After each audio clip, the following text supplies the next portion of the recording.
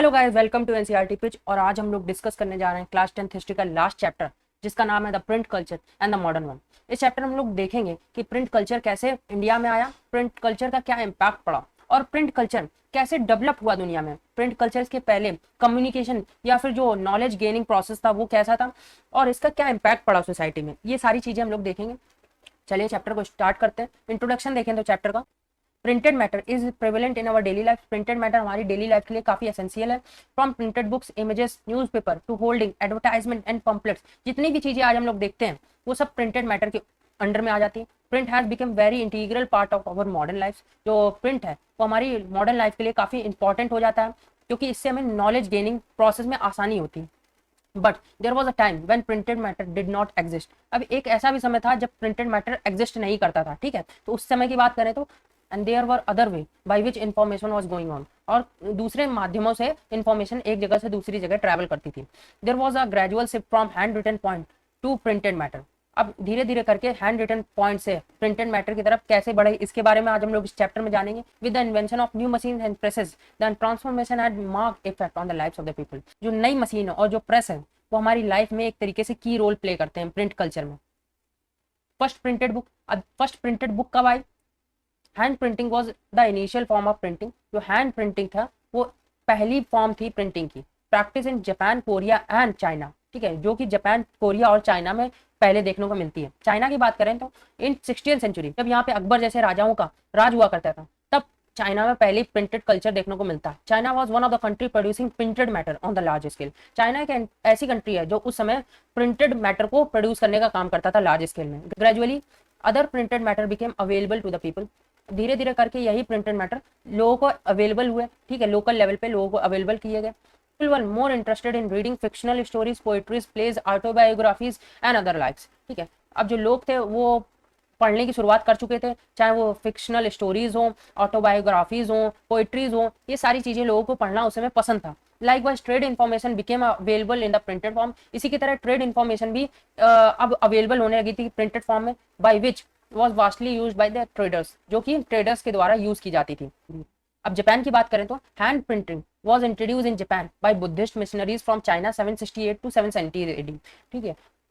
Japan में कहाँ से ये प्रिंटिंग कल्चर आया? तो चाइना से आया। कौन लाया? बुद्धिस्ट मिशनरीज लाए। 1768 से 1770 के बीच में ये कल्चर जापान में आया।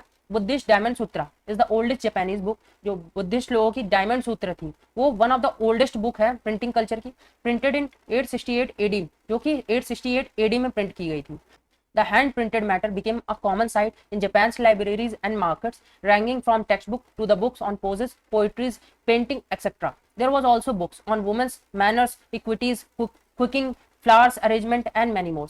कई सारी बुक्स थी जो अवेलेबल हो गई थी उस समय में मार्केट में, जैसे कि कुकिंग के ऊपर हो गई, चाहे वुमेन्स के ऊपर हो गई, चाहे इक्विटीज के ऊपर हो गई। ये सारे जो सब्जेक्ट्स थे इनके ऊपर जो बुक्स थी वो अवेलेबल होने लगी थी मार्केट्स में। Print come to Europe. अब प्रिंट यूरोप में कैसे आया इसके बारे में देखें तो in the 11th century Chinese paper reaches Europe through silk route. जो चाइनीज पेपर था वो सिल्क रूट के माध्यम से 11th सेंचुरी में यूरोप पहुंचता है, जिसके कारण प्रिंट कल्चर वहां पे देखने को मिलता है। इन 1295 मोरक्को पोलो ये की रोल प्ले करते हैं उस समय। इनका नाम याद रख लेना, ये आपसे एग्जाम में पूछ सकता है। A great explorer introduce wooden block painting in Italy. From Italy it is spread to the various part of the world, ठीक है। मोरक्को पोलो ने पहली प्रिंटिंग वुडन ब्लॉक प्रिंटिंग को इंट्रोड्यूस किया इटली में। But the production of hand written manuscript could not satisfy ever increasing the demand of books age, ठीक है।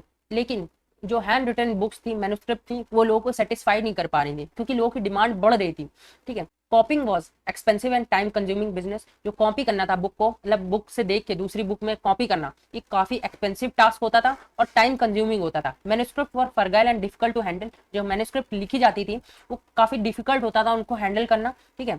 Not easily carried around और रीड इजिली, ठीक है। इनको कैरी करना और रीड करना काफी ज्यादा डिफिकल्ट होता था। Thus there is need for quicker and cheaper alternative for reproduction of books. इसलिए लोगों ने दूसरा अल्टरनेटिव ढूंढना शुरू किया और 1430s AD में जॉन गुटेनबर्ग ने इंट्रोड्यूस करी पहली प्रिंटिंग प्रेस को, ठीक है। ये आपसे पूछ सकता है एग्जाम के पॉइंट ऑफ व्यू से, काफी इंपॉर्टेंट पॉइंट है, तो इसको नोट कर लेना आप। The print revolution and its impact. अब इसके कारण क्या हुआ? प्रिंट रेवोल्यूशन देखने को मिला 1430s के बाद में। प्रिंट रेवोल्यूशन देखने को मिलता है। अभी तक तो जो प्रिंटिंग थी वो ग्रेजुअली इंक्रीज हो रही थी, मतलब धीरे धीरे करके सोसाइटी में आ रही थी, ठीक है, कुछ इलाइट क्लासेस तक ये अवेलेबल थी। पर इसके बाद 1430s के बाद अब इसमें काफी बड़ा रिवोल्यूशन देखने को मिलता है, अ न्यू रीडिंग पब्लिक, जिसके कारण नई पब्लिक इमर्ज होकर आती है। Before the process of printing press reading was restricted to the limited population. अब प्रिंटिंग प्रेस से आने से पहले जो रीडिंग का प्रोसेस था वो कुछ ही लोगों तक रिस्ट्रिक्टेड था, ठीक है, जो इलाइट क्लास थे वही उसको अफोर्ड कर पाते थे, बाकी जो कॉमन लोग थे उसको अफोर्ड नहीं कर पाते थे। क्यों? क्योंकि जो बुक्स थी वो काफी ज्यादा एक्सपेंसिव होती थी और जो बुक्स थी वो लार्ज नंबर में प्रोड्यूस नहीं होती थी, जिसके कारण जो ऑर्डिनरी लोग थे उसको अफोर्ड नहीं कर पाते थे। With the printing press a new reading public emerge, जिसके कारण अब जब प्रिंटिंग प्रेस आया तो नई रीडिंग पब्लिक इमर्ज होकर आई, जिसके कारण जो लोग पढ़ना चाहते थे वो लोग आगे आए, ठीक है। Printing reduce the cost of books, printing के कारण क्या हुआ, बुक्स की जो कॉस्ट थी जो एक्सपेंसिव हुआ करती थी अब वो रिड्यूस हुई, जो टाइम था वो कम लगने लगा और जो लेबर रिक्वायर होता था वो भी कम लगने लगा एक बुक को बनाने में। Multiple copies could be produce with a greater easy, जो मल्टीपल कॉपीज थी बुक्स की, जो मल्टीपल कॉपीज करना ईजी हो गया था उस समय में प्रिंटिंग प्रेस की वजह से। With the abundant supply of books the hiring public became a reading public, अब बुक्स की जो भरपूर मात्रा में सप्लाई होने लगी, ठीक है, जिसके कारण जो हायरिंग पब्लिक थी, जो लोग किराए में लेके बुक्स को पढ़ते थे, अब वो लोग खरीद के बुक पढ़ने लगे, जिसके कारण जो हायरिंग पब्लिक थी, ठीक है, जो किराए में लेने वाली पब्लिक थी, अब वो रीडिंग पब्लिक में एक परमानेंट रीडर्स के रूप में कन्वर्ट होने लगी थी, जिसके कारण रीडिंग मीनिया देखने को मिला, ठीक है। जैसे आज हम लोग सोशल मीनिया देखने को मिलता है, वैसे उस समय में रीडिंग मीनिया देखने को मिला। It in the 18th and 19th century, 18th और 19th सेंचुरी की बात करें तो Europe saw increase of literacy rate, Europe में लिटरेसी रेट बढ़ा। क्यों? क्योंकि लोग बुक्स पढ़ने लगे थे और अपनी नॉलेज को गेन करने लगे थे। Which cause the rise of books publication, जिसकी वजह से बुक्स पब्लिकेशन, आज जो हम लोग बुक्स पब्लिकेशन देखते हैं ना, ये कहाँ से कॉन्सेप्ट आया, ये यहीं से कॉन्सेप्ट आया, ठीक है। तो बुक्स पब्लिकेशन बनने लगे, बड़े बड़े बुक्स पब्लिकेशन बनने लगे। As more people become literate, ज्यादा लोग अब लोग लिटरेट होने लगे। And many cultivated the habit of reading, और कई लोगों ने अपने अंदर रीडिंग के हैबिट को डेवलप कर लिया था। There came a demand for varied categories of printed matter, अब इसके कारण क्या हुआ, जो प्रिंटेड मैटर था उसमें भी कैटेगरीज आने लगी, लोगों के हिसाब से प्रिंटिंग होने लगी, ठीक है। जो लोगों को पढ़ना पसंद था, जिस टॉपिक में लोगों को पढ़ना पसंद था और जिस वर्ग के लोगों को पढ़ना पसंद था, उनके हिसाब से प्रिंट होने लगा। Newspaper, periodicals and magazines also gained popularity from the earlier 19th century, 18th century। Newspaper और जो periodical मैगजीन होते थे वो भी अर्ली 18th सेंचुरी में पॉपुलरिटी गेन करने लगे थे, ठीक है। क्यों? क्योंकि लोगों को पसंद था जानना कि हमारी कंट्री में आजकल चल क्या रहा है। This help people to know about the event happening in the country, जिसके कारण लोगों को पता चलता था कि उनकी कंट्री में क्या इवेंट्स हो रहे हैं इस समय में। 19th सेंचुरी की बात करें तो अब 19th सेंचुरी में क्या चेंजमेंट देखने को मिला, वुमेन्स, चिल्ड्रंस और वर्कर्स के ऊपर। चिल्ड्रंस की बात करें तो books for childrens became prominent in society, जो चिल्ड्रंस के ऊपर बुक्स थी वो अब सोसाइटी में बढ़ने लगी थी। क्यों? क्योंकि प्राइमरी एजुकेशन कंपलसरी हो गया था। As primary education became compulsory, books for childrens flooded in market, जो चिल्ड्रंस की बुक थी वो मार्केट में भरी हुई थी। Text book from childrens became a heavy task for publishers, जो टेक्स्ट बुक छापने का काम था वो काफी हैवी हो गया था, क्योंकि फ्री एजुकेशन थी वो कंपलसरी कर दी गई थी, जिसकी वजह से जो डिमांड थी चिल्ड्रंस की बुक की वो बढ़ने लगी थी मार्केट में, ठीक है। तो डिमांड और सप्लाई का खेल बढ़ गया था यहाँ पे। And many houses were established that were surely responsible for publishing childrens book, कई सारे हाउसेज या फैक्ट्रीज एस्टैब्लिश हुई, जिसके कारण जो पब्लिकेशन में उछाल देखने को मिला। वुमेन्स की बात करें तो womens also became essential readers, जो वुमेन्स थी वो भी एक महत्वपूर्ण भूमिका निभाई उन्होंने रीडर्स के रूप में। Books on equities and housekeeping were publish for womens, ठीक है। इनके टॉपिक के हिसाब से, जैसे कि इक्विटीज के ऊपर इनको पढ़ना पसंद था और हाउस कीपिंग के ऊपर पढ़ना पसंद था, तो इस हिसाब से बुक्स छपने लगी। वर्कर्स की बात करें तो worker also became interested in reading and learning new knowledge, ठीक है। वर्कर्स भी अब बढ़ चढ़ कर हिस्सा ले रहे थे रीडिंग और राइटिंग में, ठीक है, नॉलेज गेन करने में और रीडिंग में काफी ज्यादा बढ़ चढ़ कर हिस्सा ले रहे थे। Many lower middle class people and artist started renting from libraries and educate themselves, कई सारे लोअर मिडिल क्लास के जो लोग थे उन्होंने लाइब्रेरीज जाना शुरू कर दिया था और अपने आप को एजुकेट करना शुरू कर दिया था। From the mid 19th century when the working hours were getting shorter, mid 19th century में देखे तो जब वर्किंग आवर घटने लगे तो वर्कर्स ने क्या किया, workers found themselves expressing their views and thoughts through writings, जो वर्कर्स थे उन्होंने अपने आप को एजुकेट कर लिया और अपने जो थॉट्स थे वो राइटिंग के थ्रू, ठीक है, राइट करके एक्सप्रेस करना शुरू कर दिया था। फर्दर इनोवेशन ऑन प्रेस, अब इनोवेशन देखें तो प्रेस में कैसे आया, कई सारे अपग्रेडेशन देखने को मिले। तो उसकी बात करें तो by now press was made from metals. अब आज के समय में बात करें तो जो प्रेस है, वो जो प्रिंटिंग प्रेस है वो मेटल्स की होती है, ठीक है। Further in 20th century many innovation were incorporated, कई सारे जो इनोवेशन है वो देखने को मिलते हैं। रिचर्ड एम हो, इनका नाम याद कर लेना, introduce a power driven cylindrical press that could publish 8000 seat per hour, ठीक है। रिचर्ड एम हो ये एक ऐसे व्यक्ति थे जिन्होंने एक सिलेंड्रिकल प्रेस को डेवलप किया, जिसके कारण क्या हुआ, जो प्रिंटिंग प्रेस में एक रेवोल्यूशन देखने को मिला, क्योंकि ये 8000 सीट पर आवर छाप सकता था।